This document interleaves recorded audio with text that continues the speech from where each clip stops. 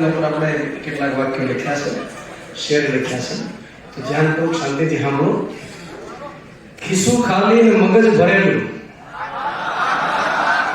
ખિસ્સું ખાલી ને મગજ ભરેલું, ભર યુવાનીમાં પરીક્ષાની તૈયારી છે, સગાઈની ચિંતા છે અને સંબંધના મહેણા સાંભળવાની મજબૂરી છે.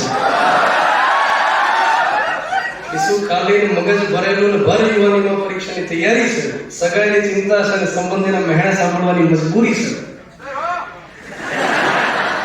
ભાડાના રૂમની બોલબાલા છે ને રૂમનો માલિક બાહુબલી છે. ભાડાના રૂમની બોલબાલા છે ને રૂમનો માલિક બાહુબલી છે.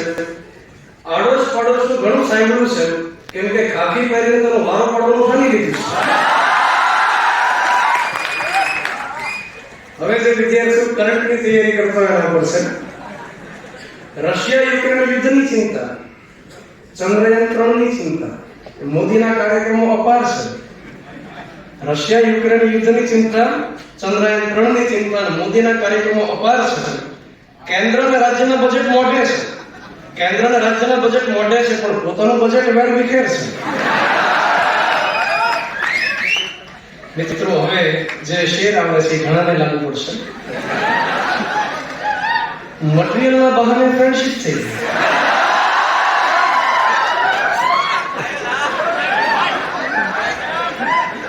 મટીરિયલના બહાને ફ્રેન્ડશિપ થઈ ગઈ અને ચાની કેટલી મુલાકાત વધી ગઈ. લાઇબ્રેરી અને ક્લાસમાં હાજરી નિયમિત થઈ ગઈ અને બે ઘડી જિંદગી રંગીન થઈ ગઈ. મટીરિયલના બહાને ફ્રેન્ડશિપ થઈ ગઈ અને ચાની કેટલી મુલાકાત વધી ગઈ. લાઇબ્રેરી અને ક્લાસમાં હાજરી નિયમિત થઈ ગઈ અને બે ઘડી જિંદગી રંગીન થઈ ગઈ.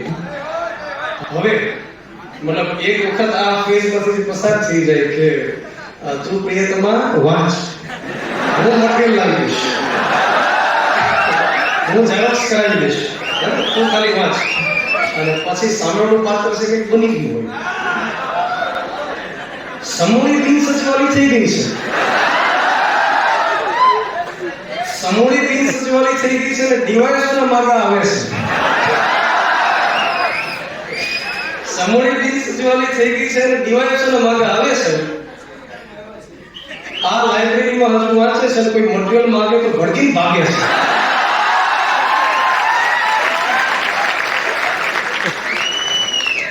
હવે કોઈ તરફ બીજો ફેસ છે. ક્યારેક પેપર ફૂટે અને ક્યારેક માણસો ફૂટે અને જેથી જિંદગી રૂઠે છે.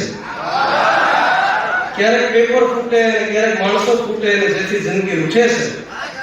બે ઘડી કકળાટ કરી લે પછી કોન્સ્ટેબલની દોડ માટે વહેલો ઉઠે છે. પછી તૈયારી કરતા કરતા ઘણી વખત મતલબ એકદમ એવું લાગે, ખાલીપો લાગે, ઘણી વખત તૈયારી છોડી દેવાનું મન થાય, ઘણી વખત કંટાળો આવે. તો ક્યારેક સન્નાટો લાગે છે, ક્યારેક સન્નાટો લાગે છે અને લાખોની ભીડમાં આગળની રાહ ધૂંધળી લાગે છે.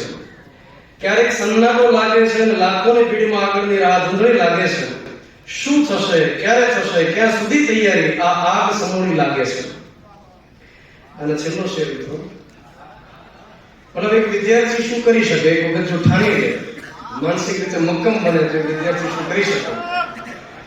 ભૂખ, તરસ ને ગરીબાઈથી સંઘર્ષ કરી શકે.